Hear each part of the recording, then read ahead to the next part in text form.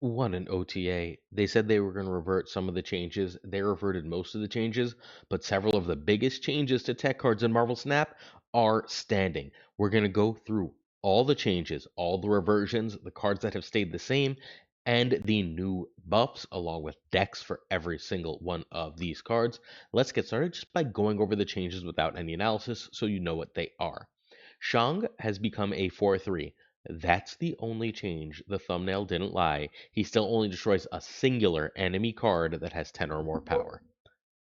Killmonger is now reverted to the previous version, back to original Killmonger of destroying all ones everywhere. Shadow King is back to the previous version, a 2/2. Alioth is back to the previous version, a 6/9. Red Guardian goes back to a 3/2. And Cosmo goes back to a 3/3. Those cards have all just been reverted outside of Shang, who had his power reverted, but his effect changed. Sorry, his effect kept as it was in the quote unquote robot OTA. Let's keep going with some more huge changes. We've got, oh, there's two more changes that aren't even on here. We've got Enchantress and Negasonic as cards that had their changes just left alone. Enchantress stays a 5/8, Negasonic stays a 4/5. Colleen Wing becomes a 2/3. Agatha loses a whopping 2 power to become a 6/12. Stardust becomes a 4/6. Viv Vision goes back to her Datamine version of 3/3. Dormammu, who was moved from a 7/11 to a 7/10, now gets that power back and then some at a 7/12. Destroyer is a whopping 6/18. Wow. Awesome Andy is a 2/2. Lockjaw is a 2/3. And Mystique is a 3/1. These are sneaky effective changes. Let's get started with the most important card in Marvel Snap, Shang-Chi. So Shang-Chi is now still on reveal. Destroy an enemy card here that has 10 or more power. Singular card still. This might not have affected you where you play Marvel Snap, but this has a massive effect on the high infinite gameplay, and sooner or later in Marvel Snap, it's a truism that the high infinite gameplay will affect the lower ladder. The best players play things at high infinite, they win more. Lower ranked players start losing to these as these other players win more, and eventually the entire meta shifts. We're still in that first part right now, where high infinite has shifted. Move and Sauron decks are sort of the meta here.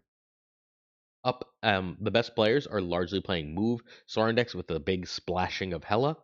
The change Shang means that those will remain the best decks, I think. I think that this is like going to be like Scar decks and move decks are going to continue to be extremely dominant. You can run Shang-Chi, but few and far between are the decks that can effectively run a Shang-Chi that doesn't, that like if they just stick 2 10s there, you're dead.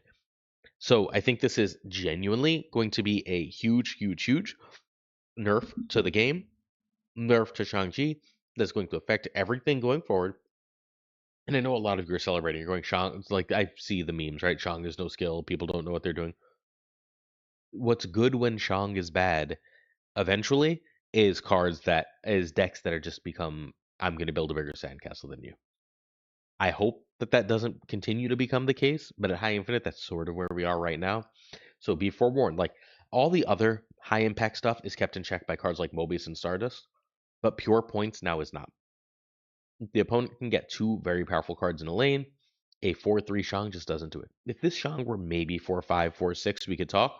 But at 4/3, I genuinely think this is going to be huge and eventually shake up everything and anyone does in the metagame. The deck that runs Shang right now is the Mad Celestial / Rorem version of the Arishem list.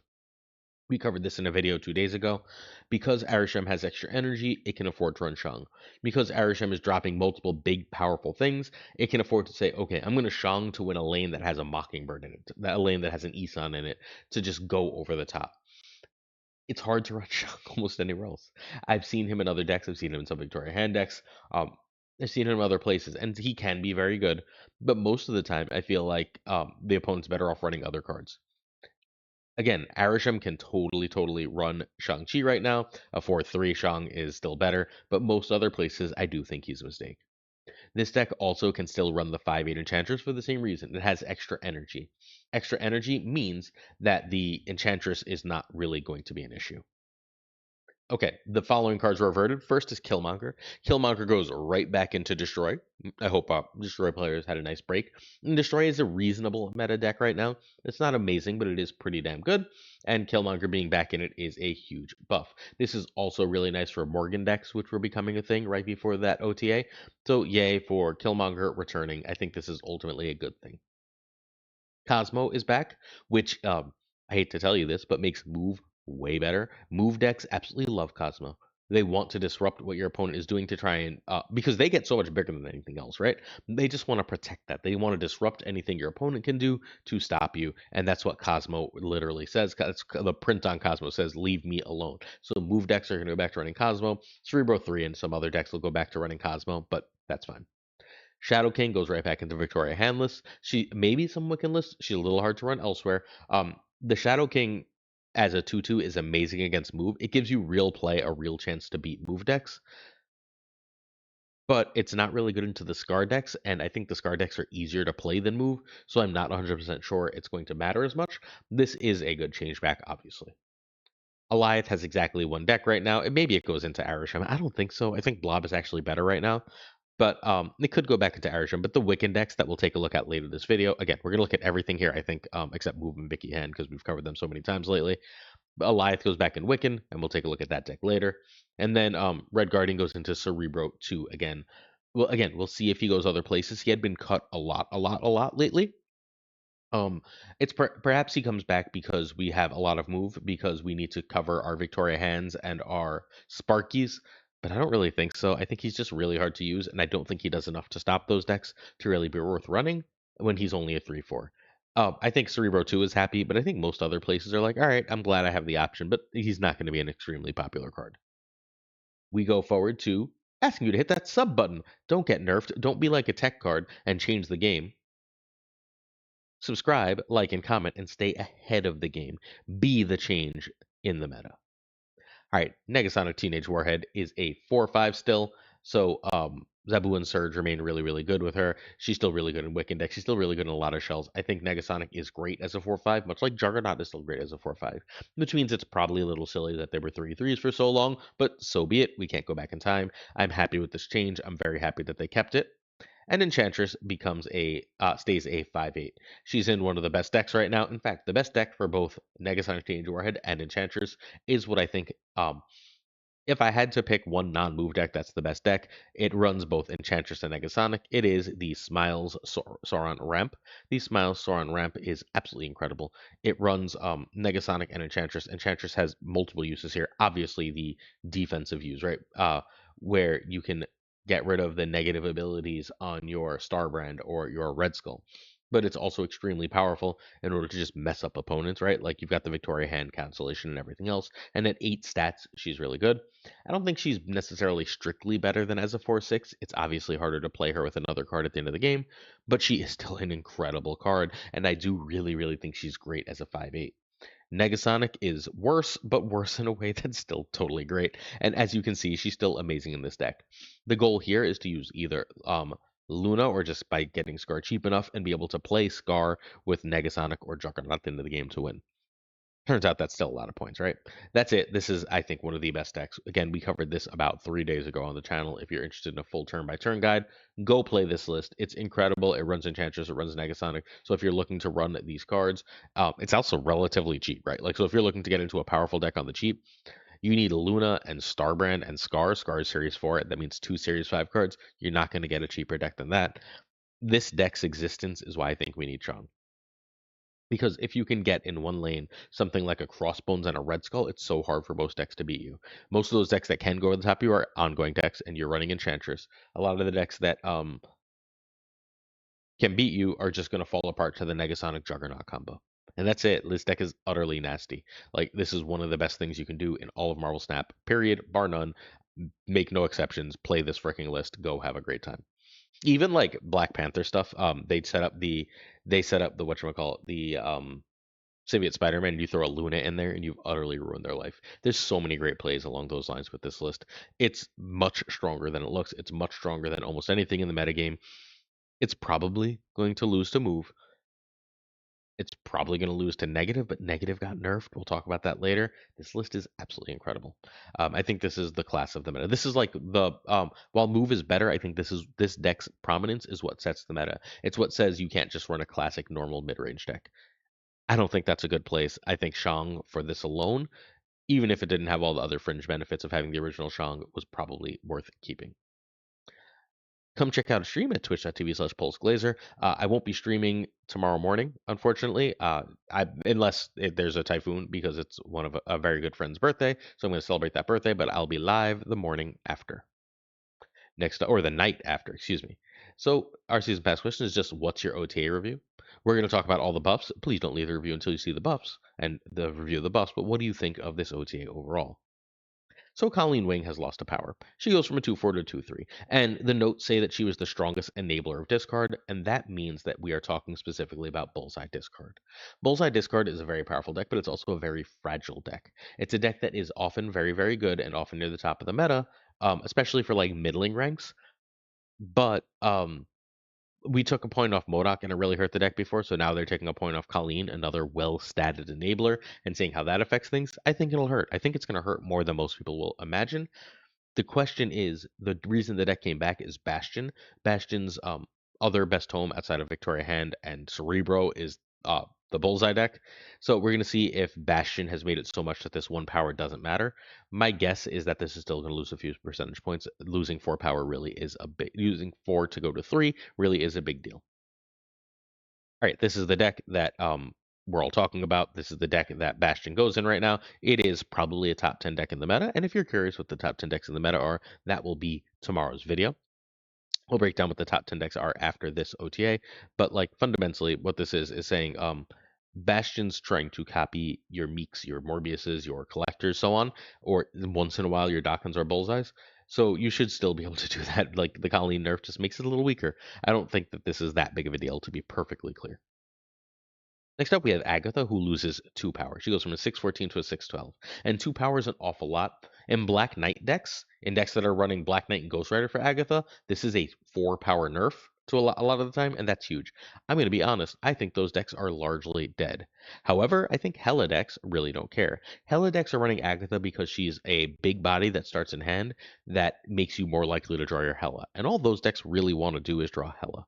So I think that this is still a really, really good deck. In fact, I think this deck is even better than it was yesterday once we get to the next change. I think that this, the Cougar version of the Hella deck, is an improved deck. Period. Straight up. It just does too many points. Yes, you're losing 2 points on the Agatha, but we are also losing in a moment a point on Stardust. Stardust goes to a 4-6, and I think that that's going to do enough to make this deck better despite Agatha losing points. However, the Agatha decks that were running Black Bolt and Stature and so on, I think those are sort of in the mud. I think losing 4 power really, really, really 4 power is a ton in Marvel Snap. That makes them way worse. Stardust was free as a 4-7. 4-7 is premium-ish stats, like borderline premium stats. 4-8 is great stats. 4-7 is still very good stats. A 4-6 is sort of average for a 4-drop. Stardust with a powerful effect should at best to be a 4-6 and perhaps even a 4-5. It still goes in most of the same decks, but it's no longer a free roll. It's a card that you're going to sometimes play a penalty for overall. The difference in 1 power is very often that you play like a bunch of things that are slightly ahead of curve in one lane, and then you end up with an extra 3 or 4 power in that lane, and that's often an extra full card of your opponent they have to commit to beat you. So Stardust losing that does matter. It is going to affect her decks. Its decks? I don't actually remember Stardust gender. I'm gonna go with her decks. But I still think it goes in largely the same places because its effect when it's good is still so good. I think the best home for it remains the Safety Blade end of turn deck. This remains one of the best decks in the game, especially with the changes. I think that this is like still a deck we're going to want to play. I think the versions that we're running for a little while, we were back on Sunspot in these lists. I think since Killmonger's back, we're probably back to Spider-Ham, and we're back to this being an utterly broken deck. So the safety version of this deck is, I think, the class of this version, and Stardust still remains in it. Although, again, like this deck has taken like 4 nerfs. It's taken a nerf to Havoc. It's taken a nerf to Surge. It's taken it lost um Mr. Fantastic first steps. It's taken a nerf to Juggernaut. It's taken Fantastic Car out of the deck, and it's taken a nerf to Stardust. That's 6 cards in this deck nerfed. and it gets to cost in a few days. So get yourselves ready for this deck to be the absolute class of the meta very, very soon. And Stardust will still be in it. We go forward with the Viv Vision. Viv Vision is back to a 3/3. Um, so as a 3/2, I didn't think she was even right in Surfer. Even in Buff Surfer, I felt like I'd rather just run Fastos. The +2 is more important. The negative energy occasionally was more important. I think that as a 3/3, she is a much more viable card.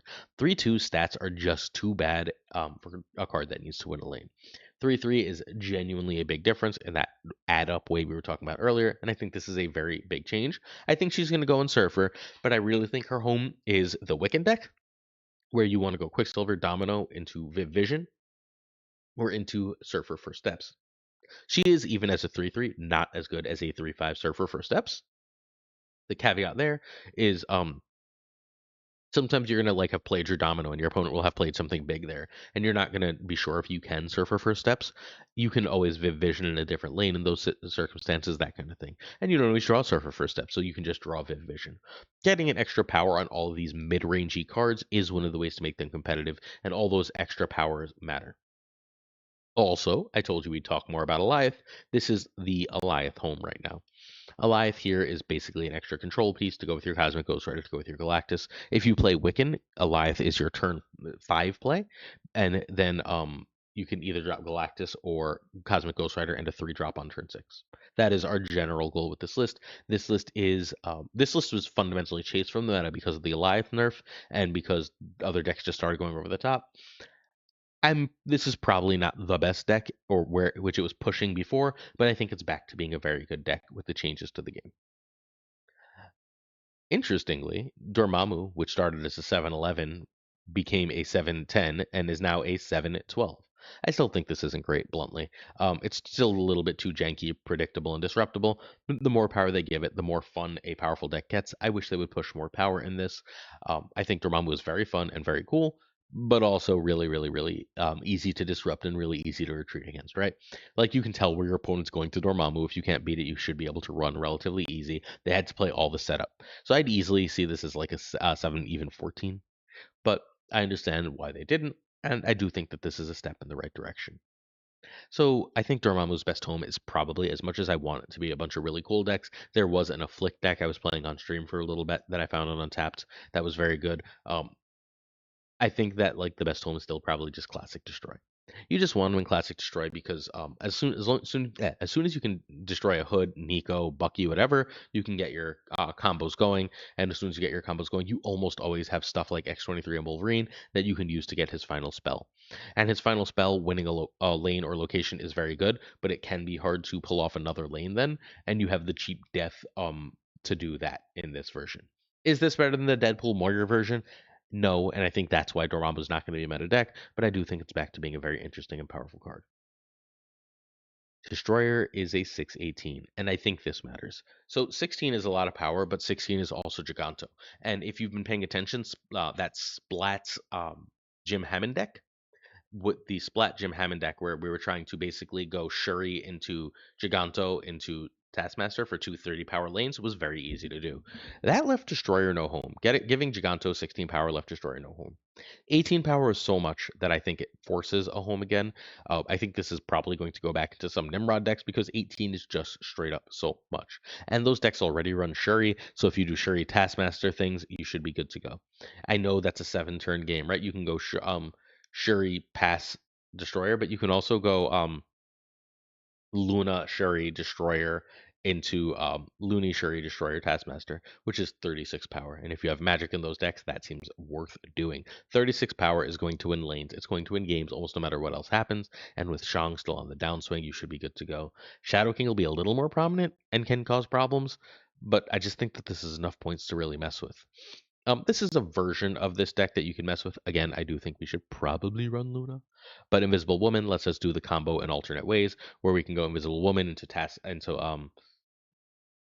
Shuri, and then into Taskmaster on Invisible Woman, and that gives us an extra turn to draw Destroyer, and now we can Elixir to bring things back, and so on, which is all really, really cool stuff. I think Destroyer at 18 power is a very cool and worthwhile card, as especially because like you could just cold run it in Nimrod, right? You play Shuri Nimrod on 5, and then you just Destroyer it, and you've got some reasonable lanes, especially when one lane is unplayable. You'll get the Destroyer in one lane, and then you'll have an 18 power Nimrod and a 12 power, um, a 12 power Nimrod in one lane, winning that very likely hard to reach lane, and then a 12 power Nimrod with an 18 power Destroyer, 30 probably wins another lane. That's the kind of thing we're looking to do here, and I do think that this is ultimately going to matter. Oh, wow. This is a big OTA. I thought we were almost done. We still got 3 more cards, friends. All right, Awesome Andy's a 2-2. This is a big change. 2-1 is utter garbage. 2-1 feels terrible to play. A 2-2 is probably better. Jocasta comes out this week, and I think they want to make sure Jocasta's not just an end of turn card. I still think she's mostly an end of turn card, but this does help. I feel less terrible playing Awesome Andy. Not good, but less terrible. And less terrible is a good place to be. We'll see if those decks exist. This is I copied the wrong deck in there.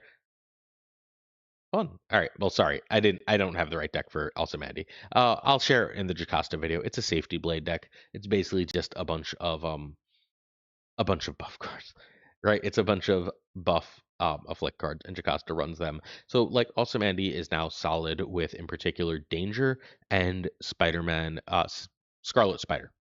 Those 2 cards want to be buffed for their ability to be more effective, and now Awesome Andy is better at that job, especially better at that job with Jocasta, where you can play all these cards in the same lane and get some extra buff goodness. Although, I guess Awesome Andy doesn't work in the same lane as those. I don't know. I think Awesome Andy's still kind of crap. Sorry. Lockjaw's change is supposedly also for Jocasta because it's an activate, but I don't think so. I think Lockjaw's home is still somewhere else. Don't think Jocasta decks care about Lockjaw as a general rule. I think this goes in the exact same deck as before, but a 2-3 feels less bad to play in a lane than a 2-2. And so that's just better, right? Like 2-3 is significantly better than 2-2 as far as cost goes. I do kind of still wish we had the 4-5 Lockjaw. I think it was both a better and more interesting card than the Activate versions, but the Activate version at least has a home in this like ramp deck. It's fine. The problem with it in this deck is that it's really, really hard to play not Electro into Lockjaw. Anything but Electro into Lockjaw, you get the terrible feeling that you're just going to hit Electro and the game's going to end, or you're going to hit Jubilee who's going to Electro and the game's going to end.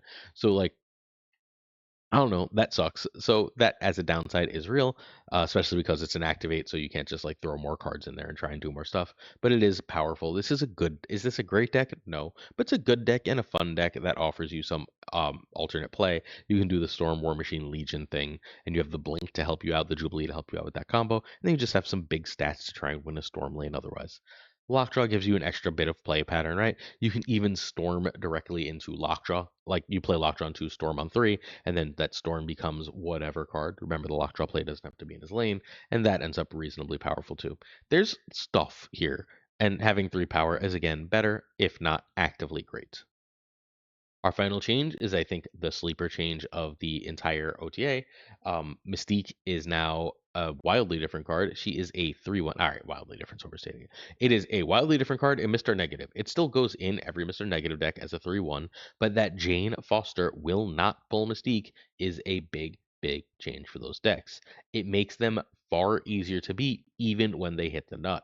If they're doing the Jane after negative play, you should pay extra, extra, extra close attention to how many cards they have in hand. Because if they're not going to be able to draw that Mystique, or that Mystique is going to be stuck as a 3, well, that's way worse. This is also going to pull Agony out of Cerebro 3, where we had our friend White Wayne Brady putting Agony in Cerebro 3 to hit either Cerebro or Mystique and save a little bit of board space. We can't do that anymore. That would make Mystique a 4 and break that whole deck. Oops. Mystique, however, I guess she can't go in Cerebro 4. That's wrong. So Agony is just out of Cerebro, which sucks, but not the end of the world. She's better basically everywhere else. Pixie decks, other Cerebro decks, 1, 2, 3. With 3 if it's running Bast, 4, etc. They all are happy to have an extra power. Extra single power is fine. And she's really good in ongoing decks still, right? She's still really good under Moonstone, where doubling her and doubling her again matters all of a sudden. I mean, it's always mattered a little bit. So she's just a little bit better of her card. She still works with Ravonna and everywhere else. She still works in this Splat ongoing deck, right? She still works because she's still so good with Ravonna. She's a very, very strong card. As a 3/1, I don't think she's significantly worse anywhere but negative, but I do think this is going to push negative back more than people think. I think this is going to frustrate negative players more than people think. I've played enough negative. I hit infinite with negative this season. The Pyrophorus version that runs Airwalker, that runs Airwalker negative. I think that this is a real nerf. I think despite this being a real nerf to that deck, I think that deck is still really good. And most other decks are just happy to have an extra point of power. Extra point of power is never meant to have outside of that one circumstance. This is the type of deck that's really hurt. This is a simple Ravonna Mystique negative. Again, losing the ability to Jane out that Mystique is going to mess you up reasonable amount of the time. We're going to hit like a Sage, or you're going to just like draw into just one too many zero cost cards, and you're only really going to hit a Zola because now you can't hit the Mystique. That kind of thing is a problem for this list. Keep it in mind as we go forward, and let's see what happens to negative. I think this OTA is largely a hit. I am concerned, genuinely concerned about the Shang-Chi lack of change back. I think almost everything else here is at least a base hit. Everything else here is a change that I'm positive on. I'm worried about the Shang. I know a lot of you are not, and I hope that you are right and I am wrong.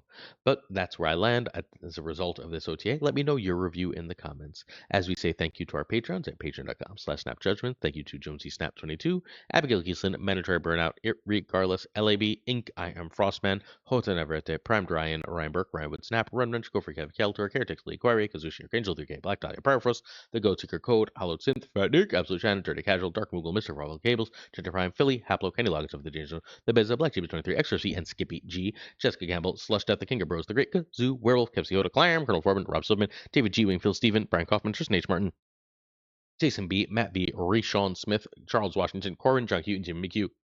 Yes, Out, One Big Man, Cactus Jack, Reapster, Steve O, 131, Yo Marco, Ted Pro, and Quid Pro Joe, Snap to Scissors Joe, Pickety Boom Pop, Bricks Do Click, Green Goblin, Unibot B2, Flam 56, Spectrum X, Woot, Only Fox, Matt H, TG, Mike Hijinks, No For Complex, Nick, the Greek Geek, Toxic Soul King, Subject 74, The King of Canada, JJ, Denman, Falcon, Fopthorn, Newman, Two Ties, The Great Blood, the Parking Tucker, and of course, Gunny T. The T stands for Snap Judgments. Thanks for being here. Top 10 decks in Marvel Snap tomorrow. Don't miss out. I'm pretty sure we just have this meta nailed right now. Peace. I'll see you then.